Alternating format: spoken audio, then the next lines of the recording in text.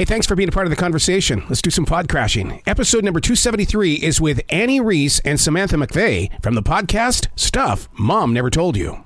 Good. How are you? Absolutely fantastic. First and foremost, let me start off with saying I love my mother dearly. I love my wife of 31 years dearly, but I have learned more through my daughter being a mother. And that's why I love this podcast, Stuff Mom Never Told You. Oh, thank you. That's I love to hear that, because it is really important to us that we, through this podcast and now through this book, are able to connect with people of all generations and all ages and all types. So I appreciate that very much. You know what's fascinating about you guys being the authors of the book and then the podcast is this is how it all began back in the 1980s. The authors wanted to be heard. And so for you to have a book that's connected to this is exactly going back to the roots of what podcasting is. Yes. That's the tired sigh of someone who's been doing this for over a decade. Yes. The podcast started as a way to have these conversations people weren't having. Mm-hmm. And that was when podcasting was relatively new-ish, in terms of popularity, at least. And it just became such a poignant and powerful experience to hear from listeners about, it meant so much to me that you talked about this, and here's my story, here's my experience. And through that, it became, well, this is a powerful thing we're doing. How can we reach more people? And eventually a book came out of that, because not everyone listens to podcasts, right. And we wanted to reach a wider audience, but at the same time, appreciating our audience and everything they've done. So many things that people have written in have changed how I think. And that is the importance of that. I can't stress enough. And so this book is both a love letter to the audience that made it possible, but also kind of an extending of the hand to other people who haven't heard of it. Like, come here with us and let us join our community. We would love to have you. I call that a dear future reader moment, because you're feeling what the subject should be, and then you're sharing the subject, but it's not going to be necessarily for the person of right now, because I always think of the person that's 5 or 10 years from now going, oh my God, dear future reader. Yes. Oh, I feel that a lot, because so many things have changed based on when we started and where we are now. And we thought about that with the book, which feels more permanent, even though that's not necessarily the case, but because we had to write it down, and we can't, have a correction episode perhaps of something. Right. And so I do think about that a lot. I think about the person 5-10 years from now who finds this, and I'm still so happy and want you to come in, but it's also kind of that responsibility of understanding, well, things might have changed since we wrote this. So it's the hopes that it has changed. Yeah, please, we hope it's gotten better, and that people are learning from us today. Mm-hmm. Yeah, that's true. How did you make it through the transition? Because you had the podcast and then you went to the book. On a podcast, like you said, you can be open with all the conversation, but man, when you've got editors involved now, it's like, oh man, I gotta keep reminding myself that we're in a Twitter generation. Yes. It was a difficult. I hesitate to say difficult. I think Samantha and I just were anxious because we really wanted to produce something good. And we knew that it is a different medium than podcasting. Mm-hmm. A lot of times when people listen to podcasts, and I do this too, you're doing something else at the same time. And yeah, we have 6 episodes a week, so we have a lot of time to update our conversation and to edit and to correct as the conversation changes in real time. And there is an audiobook, I just want to say, but it just felt much more permanent, and it did become we were sort of out of our depth. We hadn't written a book. We didn't know publishing.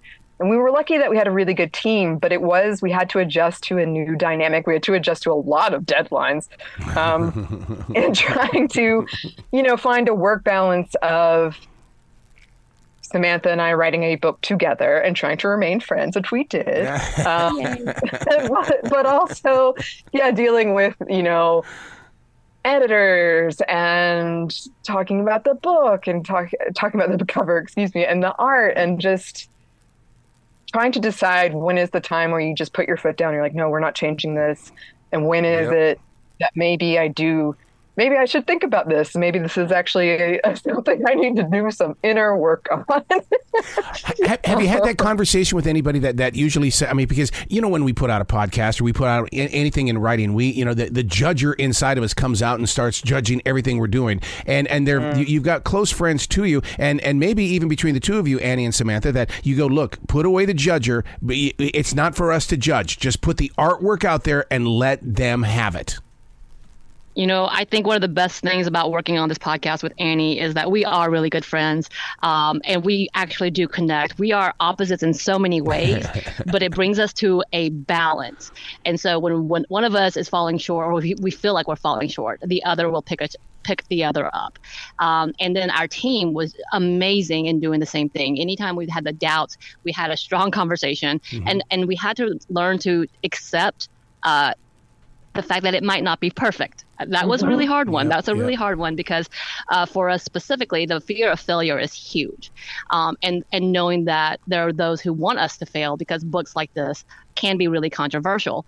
But because we had such an amazing support system, I think the older we get, the better we have a sense of ourselves. And so coming into a point and being able to be confident with each other, because I am absolutely confident in Anney as my co-host, as my co-author, and being able to tell me honestly when I'm doing something wrong or something really off, at the same time pulling me up when I'm feeling really, really down on myself. So part of that is having that type of partnership. I could go on about how much I adore and love her. And I think it speaks through the book as well as our podcast, because it is a balance of our personalities, and we do a really good job in balancing each other. And then again, like I said, the team that we had, our illustrator, she is flipping amazing and did some of the most beautiful work. She really brought to life the things that were in our head. And as a non-artist, that's a miracle to me. I'm like, how do you do this? So having people like Helen being a part of this adventure with us was another added bonus. And it just felt better and better as we started seeing it unfold. And then being able to advocate for ourselves when we did feel like, no, this is absolutely our hard lines, which wasn't a lot, but we had the few, and we were really proud to be able to put those there to advocate and make our books better. You were talking about doing 6 episodes a week.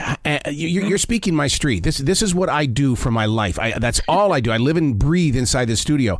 How do you face that wall of burnout? Because you've got an episode due. We're waiting for that episode. You've got to make sure that you put it up there, or we're going to go someplace else. Oh, well, I see you. It's difficult. And we've talked about this because, as Samantha said, we do balance each other out really well. And I think we have topics and areas that both of us are really passionate about that are pretty different.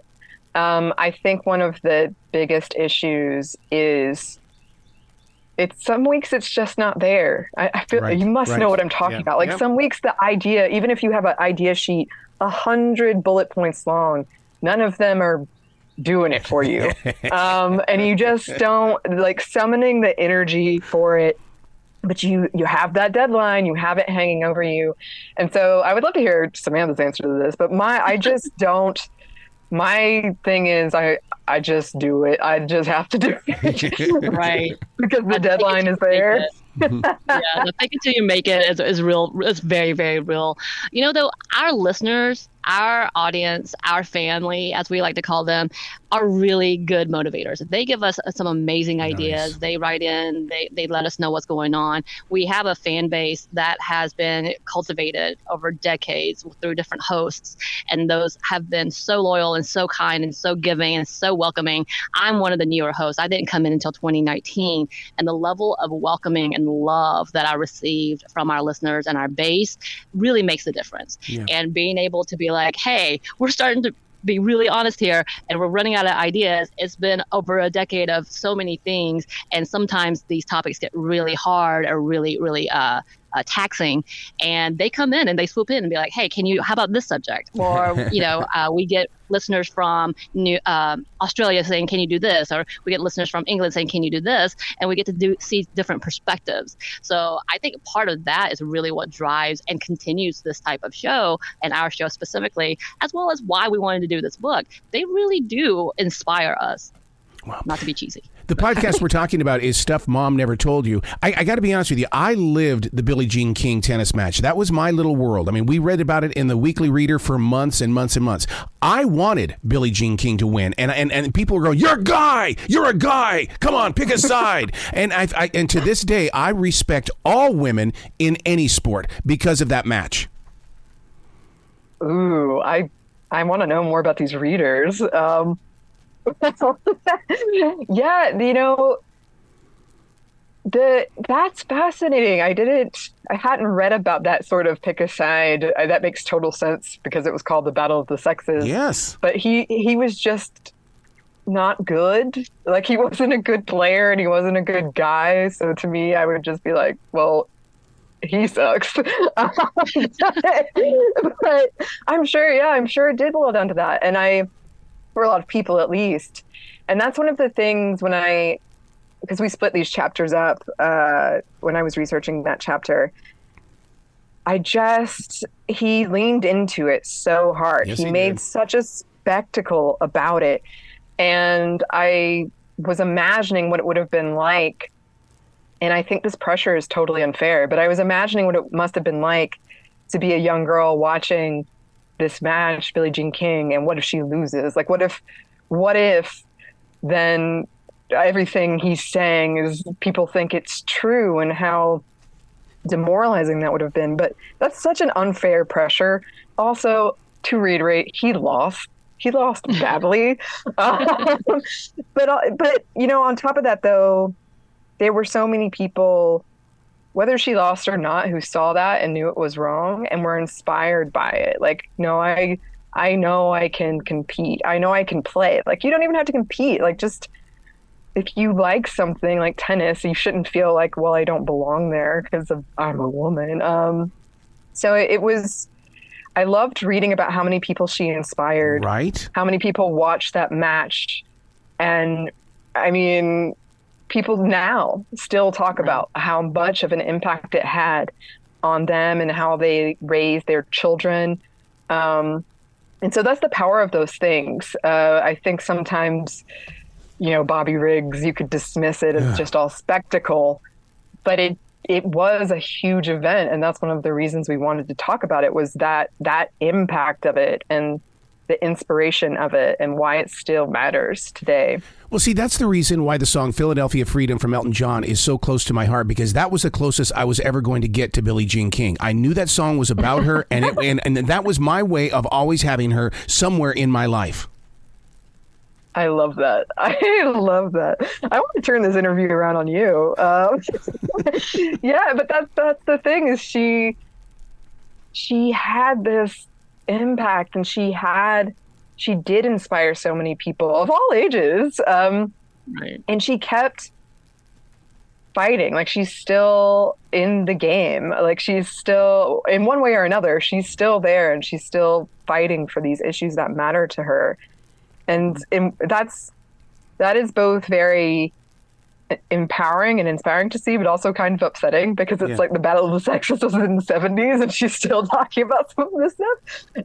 But yeah, I love people, when I bring that up, people almost always mention that Elton John song, or just like some memory they had watching it, like some memory they had watching it. And there was a huge increase in women playing tennis after that match, including the Williams sisters. Yes.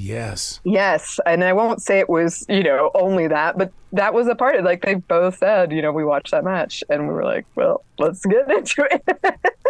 Right. And I just also love that she's still advocating for sports today. Like she still is behind Serena Williams. I saw her recently quote about supporting her and all the things that she's done because, again, sports today is still very sexist. And we see Serena Williams being racked over the coals, even though she's one of the best of all time. And she's still getting that. And Billie Jean King is still here being like, no, she's amazing. What are you talking about? She is a representation of why this is an amazing sport for women, but women should be in sports in general. One of the things that I was shocked by, well, first of all, I love the openness that we're all speaking these days when it comes to community. But I was with a soon-to-be mother the other day, and I asked her, I said, are you having a boy or a girl? And she says, I'm having a minority baby. And I said, I don't understand. She says, it's a girl. And I went, oh, my God. And does this shock you to hear her say something like that? She's not wrong. I've never heard that. I have never heard that. So, yes.